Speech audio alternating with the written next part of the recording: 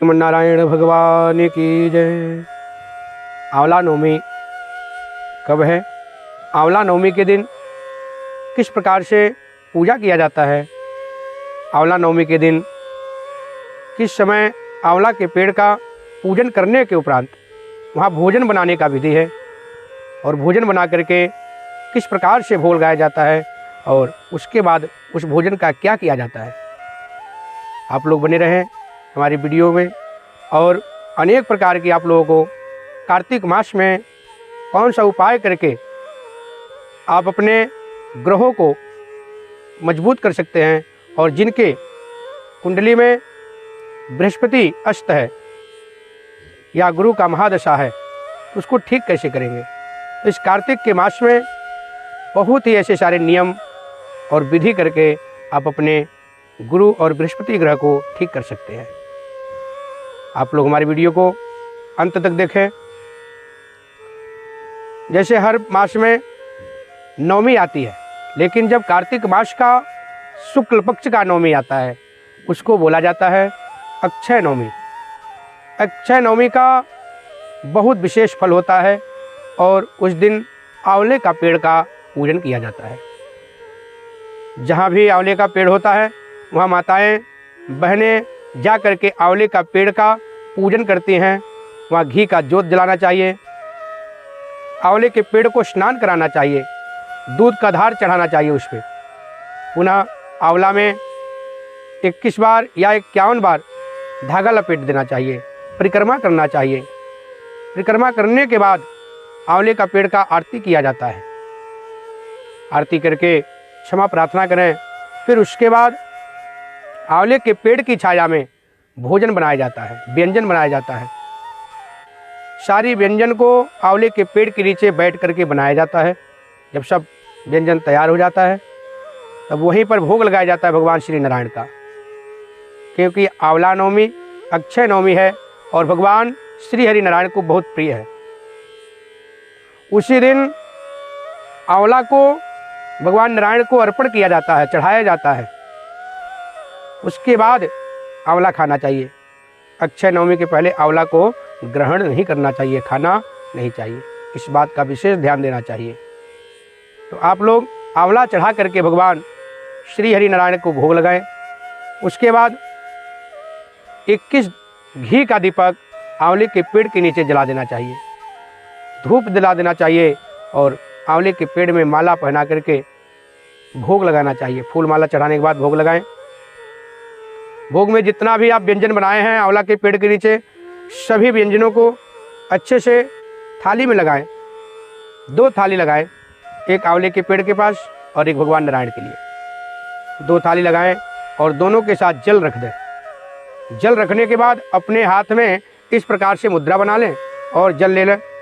फिर जल लेने के बाद आंवला के पेड़ के सामने ऐसे घुमा दें, फिर वहाँ चढ़ा दें। इसी प्रकार से 4 बार जल चढ़ाएं।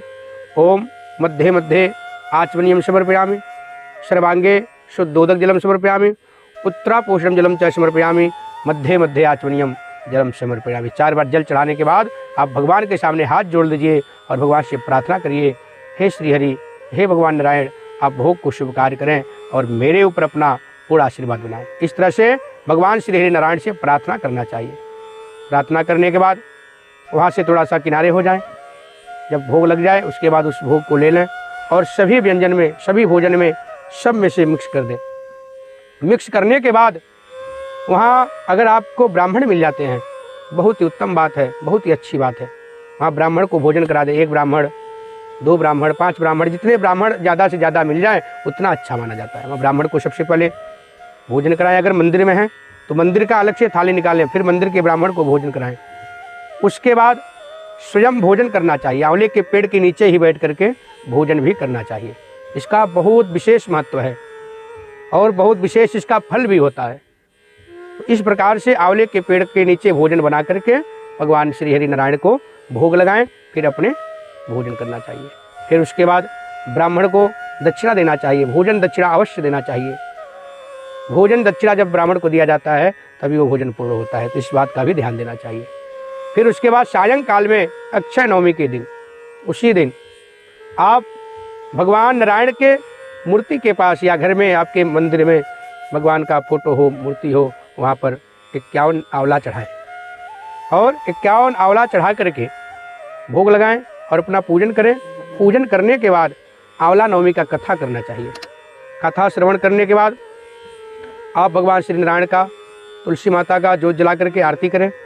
आरती करने के बाद उसमें से 21 आंवला ब्राह्मण को दान कर देना चाहिए, मंदिर में दान कर देना चाहिए। 1 आंवला माँ गंगा के लिए रख देना चाहिए। बाकी जो बचता है अपने घर में यूज कर लेना चाहिए। इस प्रकार से सायंकाल का अक्षय नवमी का पूजा का विधि। उसके बाद आप भगवान नारायण के सामने हाथ जोड़ करके क्षमा प्रार्थना कर लें। हमसे आपके आंवला के पेड़ के नीचे भोजन बनाने में, पूजन करने में अगर कुछ हमसे त्रुटि हो गया हो, जाने अनजाने हमसे कोई गलती हो गया हो, आप मुझे अपना भक्त समझ के क्षमा करें और मेरे ऊपर अपना पूरा आशीर्वाद बनाएं, मेरे परिवार के ऊपर अपना पूरा आशीर्वाद बनाएं। इस प्रकार से क्षमा प्रार्थना भी करना चाहिए। फिर भगवान को मत्था टेक करके भगवान से विशेष क्षमा प्रार्थना करना चाहिए। आप सदैव हमारे ऊपर इसी प्रकार से अपना पूरा आशीर्वाद बनाए रखें। इस प्रकार से जो कोई भी आंवला का पूजन करता है और जो परिक्रमा होता है, हर परिक्रमा पे कुछ ऐसी चीज़ें चढ़ाया जाता है, या तो फल हो या सुहाग का चीज़ हो। जितना बार परिक्रमा करेंगे आंवले का पेड़ का, एक वो सामग्री वहाँ चढ़ा देंगे। फिर दूसरी बार परिक्रमा करेंगे, हाथ में लेकर के जाएंगे, फिर जैसे वहाँ आएंगे वहाँ चढ़ा देंगे। इसी प्रकार से आप 108, 121 जितना ज़्यादा कर सकते हैं उतना आप करें। अगर ज़्यादा नहीं कर सकते तो कम से कम 21 परिक्रमा आंवले का करना चाहिए। 21 परिक्रमा अवश्य करना चाहिए कम से कम। इससे ज़्यादा जितना परिक्रमा हो जाए उतना अच्छा माना जाता है। फिर आंवला नवमी के दिन से लेकर के देव दीपावली तक जो 5 दिन का उस समय होता है, रोज प्रत्येक दिन सुबह और शाम आंवले के पेड़ के नीचे वो ज्योत जलता रहता है। दोनों टाइम दीपदान होगा आंवले का पेड़ के पास, फिर तुलसी के पौधे के पास ज्योत जलेगा।